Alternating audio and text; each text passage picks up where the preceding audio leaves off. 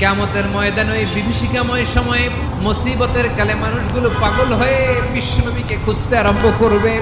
সবাই মিলে বিশ্বনবীর কাছে যে বলবে, ইয়া রাহমাতাল লিল আলামিন, দেখেন আমাদের কি অবস্থা, আজকে কেউ সুপারিশ করতে পারবে না।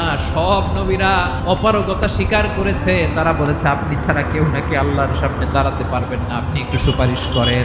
বিশ্বনবী মাকামে মাহমুদে যে আল্লাহু আকবার বলে সিজদায় লুটিয়ে পড়বেন, আল্লাহ রাব্বুল আলামিন বিশ্বনবীকে এমন কিছু চমৎকার শব্দ শিখাবেন, ওই শব্দগুলো দিয়ে আল্লাহর প্রশংসা করে বিশ্বনবী কাঁদতে আরম্ভ করবেন। রব্বুল আলামিন এই দৃশ্য থেকে সহ্য করতে পারবেন না। রব্বুল আলামিন বলবেন, ইয়া মুহাম্মদ ইরফা রাসা, ও নবী আপনি মাথা তোলেন, যা চাবেন তাই দেব।